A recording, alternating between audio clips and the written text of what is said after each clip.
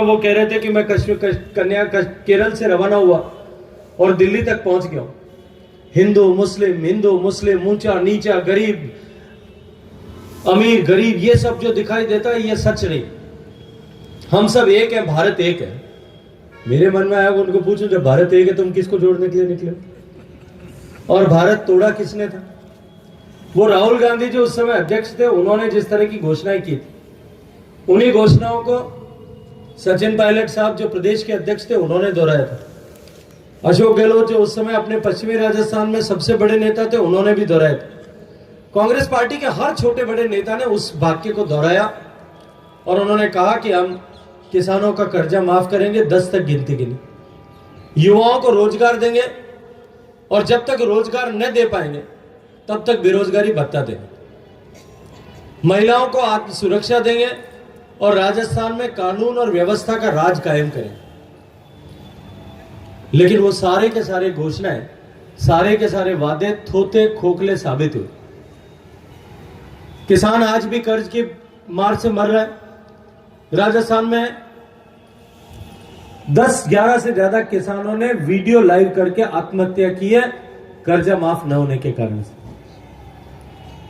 10 से गिनती गिना करके कर्जा माफ करने की बात अशोक गहलोत साहब ने और अशोक गहलोत की पार्टी के सभी छोटे बड़े नेताओं ने की थी, लेकिन सरकार में आने के बाद वो उसे भूल गए। युवाओं को काम बेरोजगारी भत्ता देंगे। मुझे याद आता है 2018 का चुनाव जब समाप्त हुआ था और जी चुनाव का रिजल्ट आ गया था, इनकी सरकार नहीं बनी थी क्योंकि सरकार तो रिजल्ट आते ही आपस में ठोकीज गया। और दिल्ली हूँ एक जयपुर जाता हूँ, जयपुर हूँ दिल्ली आता हवाई जहाज हूँ, चिड़ी बल्ला में चिड़ी घूमे जो घूमती है क्योंकि इनकी लड़ाई चल रही थी। मुख्यमंत्री कौन बनेगा इस संघर्ष में राजस्थान की जनता इंतजार कर रही थी। उस दिन मैं अपने घर से बाहर निकला और अजीत कॉलोनी के कॉर्नर पर जो बैंक है, आजकल तो उस बैंक का नाम पंजाब नेशनल बैंक हो गया, उस समय ओरिएंटल बैंक ऑफ कॉमर्स थी। उसके बाहर ब्रांच के बाहर 8-10 बच्चे खड़े थे। मैंने उन युवा साथियों को पहचाना, उनमें से कुछ को, और मैंने रुक करके उनसे पूछा कि मित्रों आज यहाँ क्यों खड़े हो? कि भाई साहब बैंक का खाता खुलवाने आए। तो मैंने कहा भाई कोई लॉटरी लगी क्यों खुलवाने आए? तो भाई साहब माने जो है अशोक जी सरकार बन गई और अशोक जी वादों करिए कि 3,500 रुपया मान दे। तो मैं भाई ठीक है 3,500 रुपया दे तो कम को मोबाइल रिचार्ज पे तो घराना नहीं लेना पड़े। अगर मोबाइल रिचार्ज के बाद में भी कोई परीक्षा रो फार्म भरना तो फार्म भरना पे भी अपने घर वालों नहीं लेना। फार्म भरने बाद में कटे परीक्षा देने बारे में जाने की जरूरत पड़े तो उन्हें वास्ते वाली है बटन टूट जाएंगे, इसलिए या तो मशीन एक्स्ट्रा भेजना और या फिर जो है कोई मजबूत ब्रांड की मशीन मंगवा करके भेजना, वरना अब की बार चुनाव में बहुत व्यवधान आने वाला। राजस्थान की जनता के मन में जो गुस्सा है, आक्रोश है, इस आक्रोश को संकलित करके एक ज्वालामुखी के रूप में परिवर्तित करके इस राजस्थान की भ्रष्टाचारी सरकार को उखाड़ फेंकने के लिए हम ये जन आक्रोश यात्राएं और सभाएं कर रहे हैं। तो राजस्थान में जिस तरह से भ्रष्टाचार व्याप्त हुआ है, प्रदेश में जिस तरह से भ्रष्टाचार के केसेस रजिस्टर हुए, अगर जितने केसेस रजिस्टर हुए उन सबको अगर राजस्थान की ज्योग्राफिकल एरिया में आप पर स्क्वायर किलोमीटर में बांट दें, राजस्थान का जितना स्क्वायर किलोमीटर एरिया है उसमें अगर राजस्थान में जितने भ्रष्टाचार के मुकदमे दर्ज हुए, जितने भ्रष्टाचारी रंगे हाथों पकड़े गए हैं, अगर उससे भाग देंगे तो 12 आएगा, नंबर 12 आएगा। हर 12 स्क्वायर किलोमीटर में एक भ्रष्टाचारी रहता है। ये तो वो है जो पकड़ा गया। जो नहीं पकड़े गए अगर उन सब भ्रष्टाचारियों को जोड़ देंगे तो राजस्थान भ्रष्टाचार की कैपिटल बन चुका है। इस भ्रष्टाचार को उखाड़ फेंकने के लिए राजस्थान में जिस तरह के राजस्थान के लोगों में गुस्सा है, उस गुस्से को संकलित करने के लिए हम सब लोग यहां एकत्रित हुए। मित्रों, इन सब के बाद में भी जिस तरह का तुष्टीकरण राजस्थान में हो रहा है, करौली में दंगा हुआ, भगवान राम का रामनवमी का उत्सव था, जुलूस चल रहा था, बैठे उनके कहीं कमी रह गई और कुछ लोग जो सामने बैठे हैं उनकी या जनता की भी कहीं कमी रह गई कि जिस तरह से 5 साल तक राजस्थान में सरकार चली, दिल्ली में मोदी जी की सरकार और राजस्थान में आदरणीय वसुंधरा जी की सरकार, इस डबल इंजन की सरकार ने जिस तरह से लोक कल्याणकारी काम केंद्र सरकार की नीतियों के माध्यम से और राज्य सरकार की विभिन्न योजनाओं के माध्यम से किए थे, शायद कहीं हम उन कामों को नीचे धरातल पर लोगों के हृदय में ट्रांसलेट करने में कहीं चूक गए। कुछ स्थानीय परिस्थितियां उस समय इस तरह की बनी थी और जिस तरह का भ्रमजाल कांग्रेस के नेताओं ने कुछ अपने चुनावी लोक लुभावने वादों के माध्यम से बुना था, किसानों के लिए, युवाओं के लिए, माताओं बहनों के लिए, कर्मचारियों के लिए, विभिन्न वर्गों के लिए जिस तरह के लोक लुभावने वादे किए गए थे, उन वादों के चलते जनता ने भ्रम में आकर के कांग्रेस पार्टी के पक्ष में कुछ मतदान किया और उस कुछ मतदान के चलते केवल 0.5% से भी कम मतों के अंतर से राजस्थान में लगभग 3 करोड़ मतों का प्रयोग राजस्थान की जनता ने 2018 के चुनाव में किया था। उसमें से केवल 1,47,000 मत, 0.5% से भी कम मतों के अंतर से कांग्रेस पार्टी सरकार बनाने में कामयाब हुई और हम सरकार से बाहर हो गए। जनता का फैसला हमने सहर्ष स्वीकार किया, लेकिन आज 4 साल बाद अगर हम पीछे घूम करके देखें, राजस्थान की करोड़ों करोड़ों जनता जो है वो आज आंख से खून के आंसू रो रही है। जिस तरह के वादे कांग्रेस की सरकार ने किए थे, यदि उन वादों की चर्चा की जाए तो उनमें से शायद ही कोई एक ऐसा वादा होगा जिसे पूरा करने का काम कांग्रेस की अशोक गहलोत सरकार ने किया। बड़ी बड़ी बातें करना, बातें करके उनको भुला देना। कांग्रेस पार्टी की सरकार, उस चुनाव का समय याद दिलाना चाहता हूं। पार्टी के तत्कालीन राष्ट्रीय अध्यक्ष जो आजकल भारत जोड़ने के लिए निकले, उनसे पूछो कि भारत, अभी कल उनका एक प्रेस कॉन्फ्रेंस आ रही थी, घर वालों नहीं लेना पड़े और हमारे किशन दियाड़ी जो वो खावे उनने वास्ते भी घरों नहीं लेना पड़े, नहीं छोड़ दियो हुआ तो उन वास्ते भी घर वालों नहीं लेना। मैंने उनसे कहा कि आप लोगों को खाता खुलवाओ, आप लोगों को पैसा मिलेगा, ये सरकार ने वादा किया। और मैंने साथ में ये भी कहा था कि मैं इनके पांव जो इनके आते जानता हूं, आपको मिलने वाला कुछ नहीं है, लेकिन उन सब ने खाता खुलवाया। कुछ दिन बाद में लोकसभा का चुनाव हुआ। लोकसभा के चुनाव के बाद में आप सबके आशीर्वाद से भारतीय जनता पार्टी का ध्वज बुलंद हुआ। नरेंद्र मोदी जी को एक बार फिर प्रधानमंत्री बनाने के लिए जोधपुर की जनता ने, जोधपुर लोकसभा क्षेत्र की जनता ने आप सबके परिश्रम से, आप सबके पुरुषार्थ पर आशीर्वाद दिया।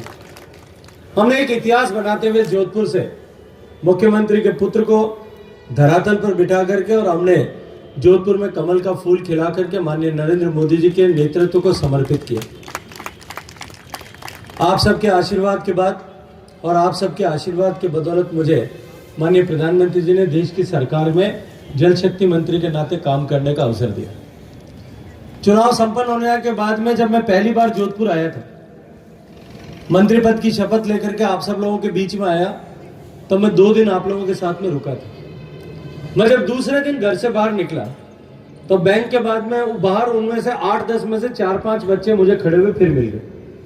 मैंने गाड़ी कैसे पहुंच गए, क्यों जानबूझ करके उस छतों पर पुलिस की ड्यूटी हमेशा जो लगाई जाती थी वो नहीं लगाई गई, पेट्रोल के बम फेंके गए, दुकानों में आग लगाई गई, गाड़ियां तोड़ी गई, उनको आग के हवाले कर दिया गया।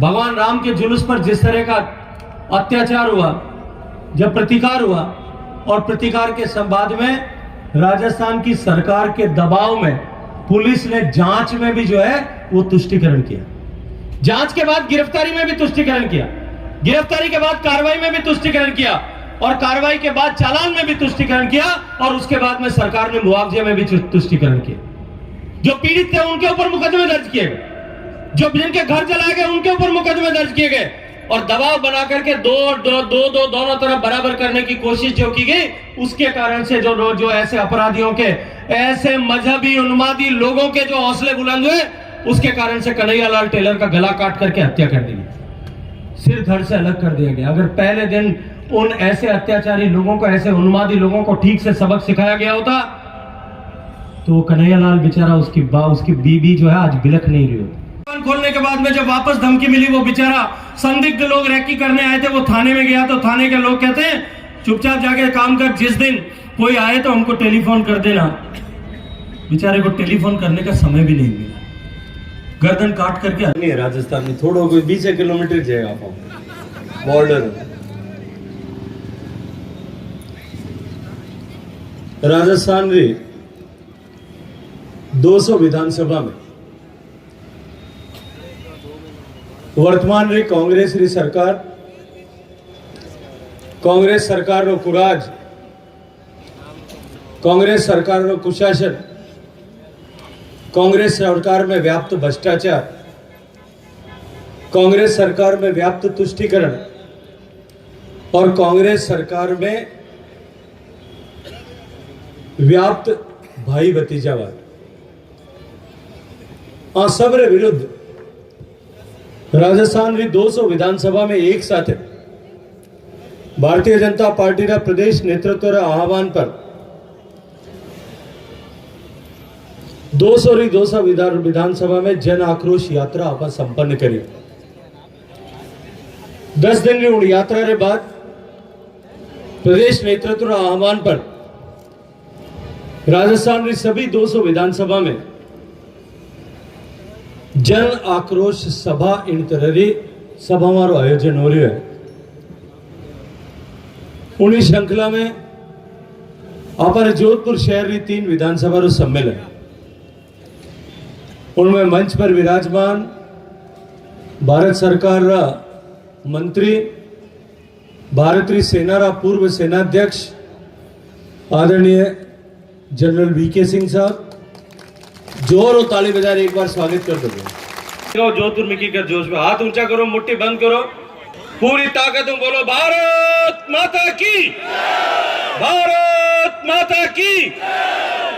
जन साहब हमारे जोध मारवाड़ में कहीं है मनुआ के आधार पर इस देश को बांटा है, जिन्होंने ऊंच और नीच के आधार पर इस देश को बांटा है, जिन्होंने अमीर और गरीब के नाम पर इस देश को बांटा है, जिन्होंने हिंदुस्तान और पाकिस्तान के बंटने को स्वीकार किया है, जिन्होंने चीन के युद्ध के समय में हजारों स्क्वायर माइल जमीन भारत की जाना स्वीकार किया है, जिन्होंने 48 में पीओके बनना स्वीकार किया है, वो आज बेशर्म होकर के भारत जोड़ने के लिए निकले और उन्हीं की सरकार, उन्हीं की पार्टी के लोग यहां राजस्थान को तोड़ने का काम कर रहे हैं, राजस्थान को बिखेरने का काम कर रहे हैं, राजस्थान की जनता को बांटने का काम कर रहे हैं और वो उन उन्मादी ताकतों के भरोसे उनको संरक्षण देकर के अपने वोट बैंक की राजनीति करते हुए राजस्थान को बर्बाद करने के लिए तुले में। इसके लिए हम सब लोग जो है आक्रोशित होकर के आज यहां एकत्रित हुए।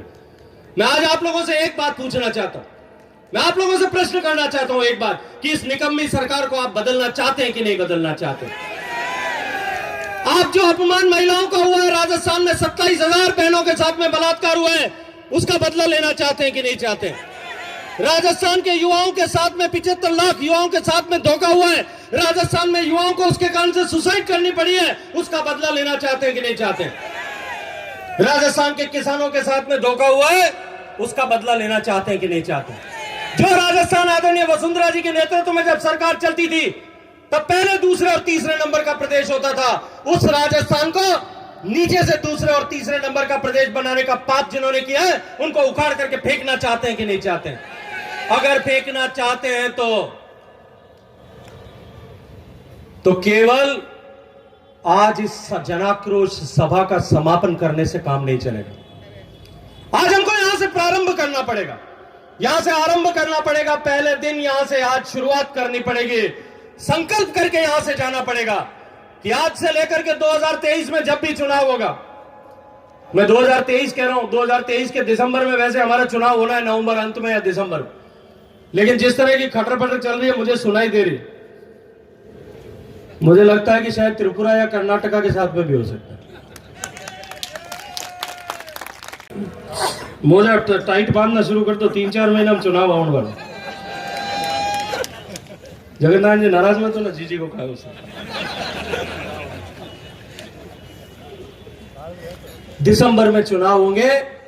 आज से लेकर के जिस दिन तक राजस्थान की तकदीर का फैसला वापस नहीं लिखा जाए, अंतिम वोट नहीं पड़ जाए, उस दिन तक केवल और केवल एक धुन के साथ में हम सबको काम करना पड़ेगा, एक लक्ष्य के साथ में काम करना पड़ेगा। जहां कहीं भी जाएं, जहां कहीं भी बैठे, मौत में जाए, मरतंग में जाए, शादी में जाए, जुनाई में जाए, जीजी के खाने में जाए, प्रसन्न जी के अथाई में जाए, कहीं भी जाए, केवल और केवल एक चर्चा होनी चाहिए कि इस भ्रष्टाचारी सरकार को, इस कुशासन को, इस कुराज को, इस ऐसी निकम्मी और नकारा सरकार को हम यहां से उखाड़ करके फेंक देंगे। हम इस लक्ष्य के साथ में अगर काम करना चाहते हैं तो दोनों हाथ उठाएं, मुट्ठी बंद करें और पूरी ताकत के साथ में बोले भारत माता की, भारत माता की, भारत माता की। ऐसा प्रचंड आरंभ होना चाहिए मित्रों, ऐसा प्रचंड आरंभ होना चाहिए